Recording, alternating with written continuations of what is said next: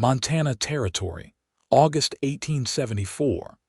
The wind kicked up dust across the empty road as Talia Vance walked barefoot into the dying light, her dress torn and her feet raw. She held nothing but a dull knife and a sack slung over her shoulder. Behind her, nothing.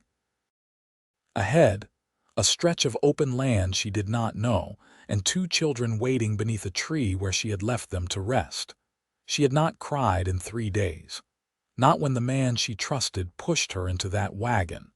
Not when he rode off with her brother's horse and the last of their beans. Not even when she had to pull her youngest, Olive, from a dry creek bed after the girl fainted from heat. There was no time for crying. She had seen a roof in the distance, low and square, with smoke curling out. She prayed it was not a trap. The house was a single-room cabin, rough-hewn and soot-stained. A man stepped out before she reached the porch.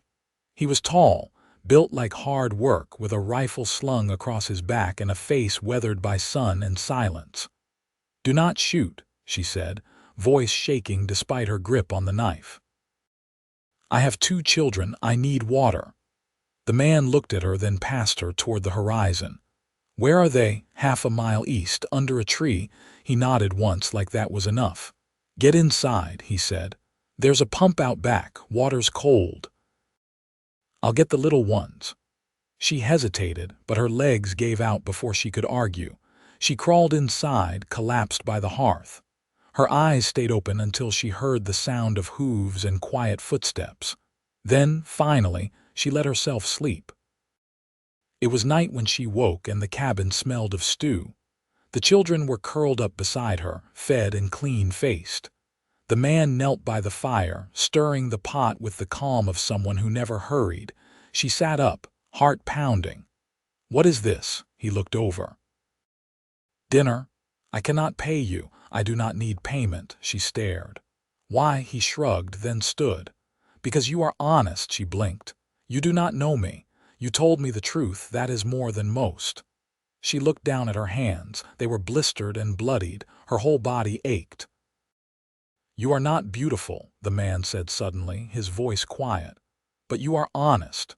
She whipped her gaze to him, breath caught in her throat. He did not flinch. Then he took off his hat and set it on the table.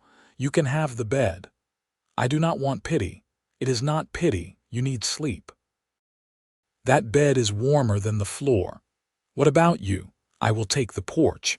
She watched him walk past her, grab a blanket, and open the door. He paused.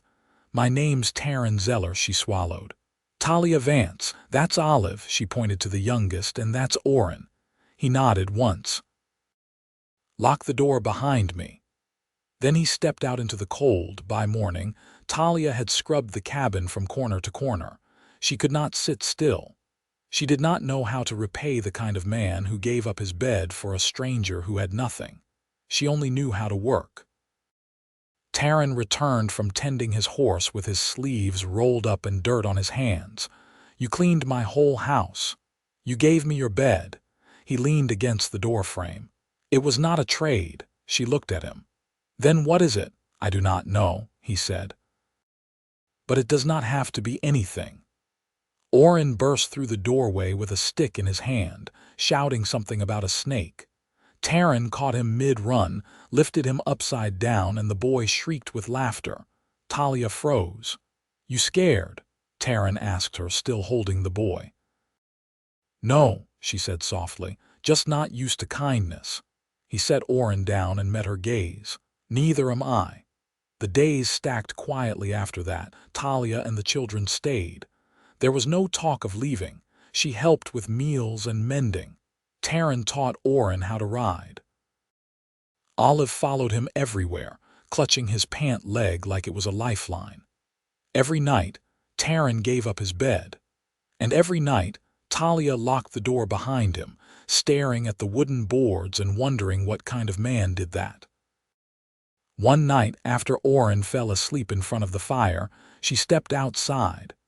Taryn was sitting on the porch rail, blanket over his shoulders, knife in hand, whittling a piece of wood into something shapeless. "You are always out here," she said. He looked up. "I like the quiet." It is cold. I am used to cold. She stood there, arms crossed. Why are you alone? He thought about that. Lost my brother in the war. After that, I stopped wanting company. She sat beside him. I lost my brother too, but not to war. He just wandered off one night. Never came back. They sat in silence, the stars wide above them. I was not trying to insult you, he said suddenly. What? When I said you are not beautiful, she let out a breath. I know, I meant. You do not pretend, you do not dress it up. You do not smile when you do not feel like it. She looked at him then. I do not have the time. I like that about you. She stared at his profile, the way his jaw tightened when he was thinking. I like that you gave a stranger your bed. He turned his head. Their eyes locked. You could come back in, she said. Just to sit. He stood, slow and steady, then followed her inside. That night he sat by the hearth with her until dawn. Neither said much. But when she leaned her head against his shoulder, he did not move away. And when she closed her eyes, she slept without fear for the first time in years. The first frost came in early September. It silvered the grass before dawn and stiffened the barn doors until Talia had to lean her weight against them to get them open. Taran had gone out before sunup to check a steer with a strange limp, his boots crunching through the frozen crust of soil. Inside, Olive wrapped herself in a spare quilt and traced patterns in the fogged windowpane while Oren practiced writing letters in the ash of the hearthstones. Talia watched them from the stove, her hands stained with flour, the scent of cornmeal and salt thick in the warm air. When Taran returned, he stood just inside the door, steam rising off his shoulders. She's got a stone wedged in her hoof, he said softly, glancing toward the children. I'll need to cut it out. Talia wiped her hands on a cloth. Do you need help? He hesitated, then nodded. Could use another pair of steady hands. The sun had just cleared the ridge when they reached the pen. The steer stood trembling, flanks heaving in the cold. Talia held the rope tight as Taran crouched to examine the hoof. She didn't flinch when the animal kicked once, hard enough to jolt her shoulder. He worked fast, his breath sharp in the air. You've done this before, she said. My father raised cattle. I learned before I could read. She steadied the rope. I never learned to read at all, he looked up. Not even your letters, no need. My brother handled the trading, I managed the rest. He turned back to the hoof, voice quiet. You want to learn, she blinked. What for? He didn't answer right away. So you don't have to need someone else to do it. She watched him finish with the knife, smoothing the edge of the hoof with practiced care. He stood and wiped his hands on a rag tucked into his belt. Well, she said slowly, if you're offering. He tilted his head once, and they walked back to the house without another word. That night, after the children were asleep, Talia sat beside the hearth with a scrap of paper and a stub of pencil. Taran drew the letter in firm strokes, then passed the pencil to her. When she tried, her hand hovered too long. He reached over, not touching her, but close. You're holding it too far up.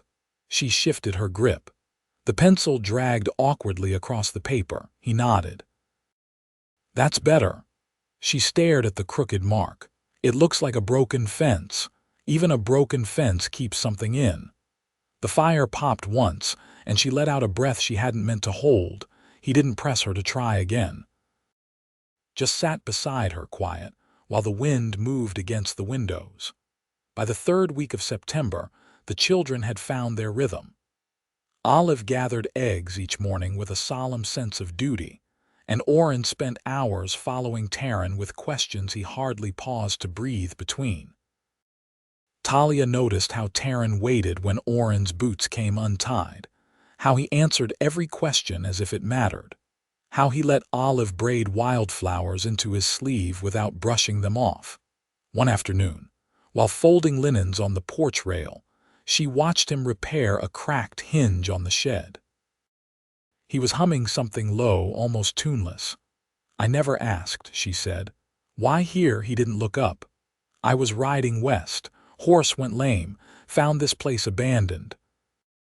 Decided it was far enough. You never wondered what came after. I stopped wondering when I rode past 20 graves in Missouri, not one of them marked. She folded another sheet.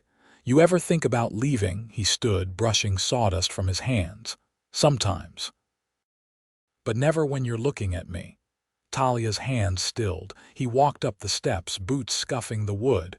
You don't look like someone who's waiting on anything. I'm not. That's what I mean. She didn't move as he stepped close. The air between them felt thinner than it had a moment before. She set the last sheet down. You said I'm not beautiful. I said you're honest. I remember. His voice dropped. You are. She looked up at him. What else am I? He reached for her hand. Here. They stood there, the wind catching the edge of the laundry, the sun low behind the hills. And for the first time since she'd crossed into Montana, she didn't feel like she was surviving something. She felt still. Inside, Orrin's voice broke the quiet, calling her name. Taryn let go of her hand, only just, "Go on," he said. "I'll finish the rail." She nodded once, then turned, but her hand stayed warm long after. That night when she lay in the bed, she didn't lock the door. And just before sleep took her, she heard the porch boards creak with the sound of his steps. But he didn't come in. Not yet. The first snow came sooner than expected. It fell in slow, quiet sheets, blanketing the roof before dawn and softening the edges of the world. Talia stood at the window, arms wrapped around herself, watching the flakes drift past the glass. Her breath left small clouds on the pane. Behind her, the hearth still held the heat from last night's fire. Orrin stirred beneath the quilts, one arm flung over Olive's sleeping form. Talia didn't wake them. She hadn't spoken a word yet today, and she didn't feel the need to. Outside, Taryn's axe rose and fell in a steady rhythm, splitting logs beneath the lean-to. She stepped into her boots and pulled on her coat, one sleeve still damp from where it hadn't dried fully by the fire. When she opened the door, the cold met her with a bite. "You should have waited," she said, stepping off the porch. Taryn didn't pause. "Snow's wet now. It'll freeze by sundown." "I want the wood dry before that." She picked up a split piece and stacked it beside the others. "You're always working ahead." He set another log upright and raised the axe. "Only way to keep from falling behind." She pressed her hand flat against the top of the woodpile. "You ever get tired of doing everything alone?" He finally looked at her. "Not when I know someone's watching my back." She didn't answer, just reached for another log and kept stacking. That evening, after supper, Orrin and Olive huddled near the fire with a game of checkers Taryn had carved from bark and bone. Talia sat at the table, turning over the few coins she'd kept hidden in the hem of her old coat. Taryn leaned against the doorframe, arms folded. "You planning to trade?" She nodded. "We're nearly out of salt and lamp oil. I can take the wagon into town." He didn't move. "You think I'd let you drive that road in snow alone? I've done worse." He pushed off the doorframe. "That doesn't mean you should keep doing it." She looked up. "You offering to come with me?" He gave a quiet half-breath. "I'm saying we go together. You drive, I ride ahead. Safer that way." She studied him. "You don't like towns. I like what you need more." They left 2 mornings later, bundled in wool and wrapped in silence. The wagon creaked slowly along the narrow trail, wheels crunching over frozen ruts. Taryn rode just ahead, rifle slung across his back, eyes scanning the tree line. They reached the settlement by midday. It was little more than a cluster of buildings beside a frozen stream store, smith, stable, and one church with a steeple that leaned slightly west. Talia tied the reins outside the general store while Taryn unsaddled his horse. Inside, the warmth smelled of tobacco and vinegar. The shopkeeper, a woman with a crooked jaw and hands stiff from cold, watched them over a stack of flour sacks. "Don't get many strangers this time of year," she said. Talia placed the coins on the counter. "We're not strangers. Just quiet." The woman studied her, then nodded and began measuring out salt. Taryn stood near the back, eyeing a shelf of tools without speaking. Talia glanced at him. "You need anything?" He shook his head. "I've had everything I need for a while now." They didn't stay long. By the time they turned toward home, the sky had begun to darken, the clouds thick with another storm. Taryn urged his horse alongside the wagon. "We won't make it back before night." Talia nodded, eyes ahead. "There's a lined shack near the ridge. I remember passing it." They reached it just as the snow thickened. The shack was narrow and leaning, but the roof held and the door swung open without protest. Inside, it was bitter and close, a single cot against the wall and a rusted stove in the corner. Talia lit a match, coaxing flame into the stove with dried grass and bark. Taryn hung a blanket over the broken window and checked the roof from inside with a practiced eye. "You trust this place?" she asked. "Better than outside." She knelt by the fire, rubbing her hands. "I don't like small rooms." He sat across from her, knees drawn up. "I don't like silence that echoes." She gave him a look. "You live alone." "I didn't say I liked it." The wood crackled in the stove. Outside, the wind pressed hard against the boards. Taryn didn't remove his coat, and neither did she. After a long while, he said, "You still planning to leave when spring comes?" She stared into the fire. "I don't know." "You think you owe something to that old life?" She rubbed her palms, slow. "I think I was trying to prove I could survive it. And now," she looked at him, "now I'm not sure what surviving's worth if it just means staying alone."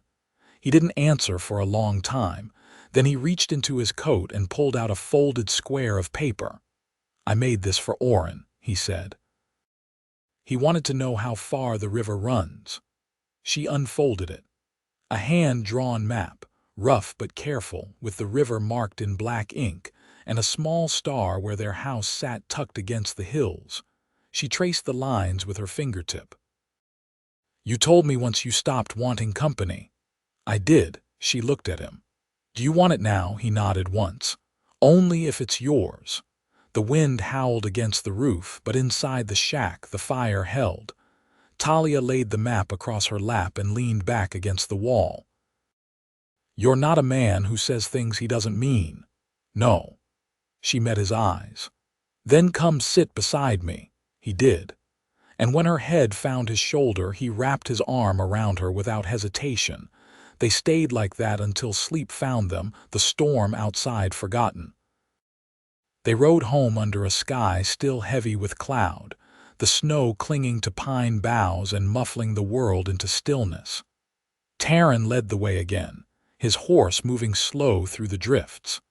Talia kept the reins steady, jaw set against the cold, the wagon creaking steady behind her. By the time the cabin came into view, the smoke rising from the chimney was a thread of comfort. She felt it before she saw the figures, two small shapes darting from the barn to the porch. Oren flung open the door as soon as the wagon bumped into the yard. "I kept the fire going," he shouted, cheeks flushed with pride. "And Olive didn't cry once." Talia climbed down stiffly, legs half numb. "You did well." Inside, the air was thick with warmth and wood smoke. Talia checked Olive's hands, brushing her fingers over the girl's palms. "Cool, but not frozen. You wore your mittens." Olive nodded, mouth full of dried apple. Taryn hung up his coat, moving with the slow care of a man who'd spent the better part of 2 days on horseback. He leaned near the fire, stretching his fingers until the heat coaxed color back into them. Talia wrapped the children in blankets and sent them to the corner cot with a book Oren had been pretending to read aloud. Then she turned, letting her gaze settle on Taryn as he adjusted a kettle on the hook. "You've got a limp," she said. He looked down. "Horse stumbled on the ridge." "Nothing broke." She stepped closer. "Let me see." He didn't argue, just sat, pulling his boot free with a wince. She knelt and unwrapped the cloth around his ankle. The swelling was firm, hot to the touch. "You need willow bark," she said. "I've some dried in the drawer." "Already chewed 3 strips on the trail." She met his eye, startled. "You didn't say." "No reason to. You were driving in snow." She stood and fetched a clean wrap, crouched again, winding it slow and tight. Her fingers brushed his skin, calloused and scarred. He didn't flinch. "You always take pain quiet," she said. He shrugged. "Noise never made it hurt less." She looked up at him, the firelight cutting across his jaw. "You're not made for stillness, are you?" "No." She tied the wrap, her hand steady. "Then it's good I am." That night, with the children fast asleep and the wind easing to a whisper, Talia sat at the table, a needle in her hand and a tear in the hem of his coat spread across her lap. Taryn leaned against the wall, his wrapped foot resting on a stool. "You sew fast," he said. "I learned after my mother passed. We couldn't afford new fabric." He tilted his head. "What was she like?" Talia didn't answer right away. "Wiry, hard-handed. She could butcher a hog without flinching and still hum the whole way through." He smiled faintly, eyes on the coat. "Sounds like someone I'd trust to patch a bleeding man." She ran the needle through the wool. "She didn't trust anyone, not after my father died." "What about you?" "I tried to, but I kept choosing men who ran when things turned thin." He nodded once, slow. "I've been the one who ran." She paused. "Why?" "Because I thought if I stayed, I'd be the one who broke things." She set the needle down, hands in her lap. "You haven't broken anything here." He looked at her, long and still. "I've been afraid to hope that." She rose, walked to him, and stood close enough to feel his breath warm against her cheek. "I'm not asking you to promise things," she said. "I'm asking if you're tired of running." He reached out, his palm finding the curve of her waist. "Only if you'll stay." Talia laid her hand over his. "I've stayed this long." And just like that, the quiet between them changed, deepened, steadied. Later, when she slipped into the bed and he followed, it wasn't hunger or longing that moved them, but a kind of reverence. No words passed between them. Just the sound of breath and the slow crossing of distance that had been narrowing for weeks. In the dark, his hand found hers beneath the covers, fingers curling slow. "Tell me something true," he whispered. She turned toward him, her voice low and sure. "I don't want to be anywhere else." He pressed his forehead to hers. "Neither do I." Outside, the wind dropped to nothing, and the snow began to melt where it touched the glass. By late October, the sky stretched wider. The land had shed its leaves, and the wind moved without obstruction, carrying the scent of frozen soil and distant pine. The days shortened, and the fields behind the cabin hardened under frost. Talia stood in the root cellar, her hands wrapped around a basket of turnips. Above her, the trapdoor creaked open. "You down there?" Taryn's voice drifted down. "Come see what your hands will be eating all winter," she said, climbing the narrow steps. He reached for the basket, taking her weight without effort. "You've stored enough for 3 winters. Or one with a boy who eats like Oren." Taryn carried the basket inside, setting it near the hearth. "He asked me this morning if bears ever move in with people." "And what did you say?"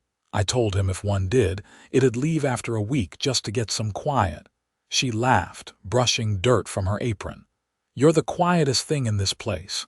He leaned against the table, eyes following her. "Not when you're near." She looked up, surprised by the honesty in his tone. "You used to avoid looking at me so long I thought you were afraid." "I was." He crossed the room and stopped in front of her. "But I'm not anymore." She tilted her face toward him. "Why not?" "Because I want to ask you something, and I don't want to do it looking at the floor." Her breath caught, not from fear but from the stillness of the moment. He took her hand, calloused fingers wrapping around hers, and something inside her steadied. "I want you to stay here," he said. "Not just through winter. Not just until the children grow. I want you to stay and be my wife." She stared at him, heart thudding, not from surprise but from the ease of it, how natural it felt to hear him say it, how right it felt to answer. "Yes," she said. "I'll marry you." He touched her cheek, rough thumb brushing a place just below her eye. "You sure?" "I've never been more sure of anything in my life." They didn't kiss then. Not yet. They just stood there, hands joined, and let the warmth between them speak louder than anything. They were married the following Sunday. The preacher from the settlement rode through snow to reach them, his boots soaked and his hat bent from wind. Orrin wore a coat 2 sizes too large and kept fidgeting with the sleeves. Olive clung to Talia's skirt and watched everything with wide, wondering eyes. Talia wore a deep green wool dress she had sewn from fabric traded for eggs and salt. Her hair was pinned back, not fancy, just neat, the way she liked it. Taryn wore his best shirt, collar stiff and clean, and his boots polished as well as winter would allow. The preacher's words were brief. The vows were plain. But when Talia said, "Yes," again, her voice didn't shake. Taryn held her hand like he'd been doing it all his life. Afterward, they shared a meal of roasted partridge and sweet potatoes, and Orrin declared it the best food he'd ever eaten. Olive fell asleep in Taryn's lap before the fire burned down, her fingers curled against his sleeve. That night, once the children were tucked beneath quilts, Talia and Taryn stood outside the cabin door watching the sky. The snow had stopped and the stars were sharp and close. "You ever think it'd come to this?" he asked. "No," she said, "but I hoped." He turned to her. "I'm glad you walked into my land that day. I'm glad you didn't ask questions first." He slid his arm around her waist. "You're not alone anymore." "I know," she whispered, and when he kissed her it wasn't urgent or new, it was settled and sure, like a promise already kept. They built their life in the quiet. Not flashy, not grand, just steady. The barn held through another winter, and Talia planted a garden come spring. Taryn added a second room to the house, hammering boards while Orrin watched with a critical eye, and Olive picked wildflowers to place in every corner. Talia taught herself to read with the same determination she used to skin a rabbit or thatch a roof. Taryn sat with her some nights, sounding out passages while she followed with her finger. Other nights she'd read aloud to him, her voice low and steady as the fire crackled. They didn't speak much about the years before. There was no need. What had been lost stayed behind them. What had been built here, this home, this family, this love, was enough. One summer evening, Talia walked out to the pasture where Taryn was checking fence lines. She carried a tin pail of wild strawberries in one hand and a folded scrap of paper in the other. He met her at the gate. "Strawberries?" he asked. "And a letter," she said, handing it to him. "From the settlement school. They need a teacher." He looked up. "You thinking of going?" "I was thinking of offering every other day." "The children can come with me." He nodded, then smiled in that quiet way he had when something pleased him more than he could say. "You'd be good at that. I've got someone who taught me to hold a pencil right." He took the pail and set it aside, then pulled her into his arms. "You've built something here, Talia. So have you." They kissed, slow and without urgency, as the sun dipped behind the ridge, and in the months that followed they kept building. A life not made from grand moments, but from the steady work of love, honest, weather-worn, and lasting. Talia never wondered again if she could survive. She had learned she could live. And with Taryn, she lived fully, fiercely, and without fear. The cabin never emptied. The fire never died out. And the home they made stood solid, rooted in the quiet strength of two people who chose each other and never looked back.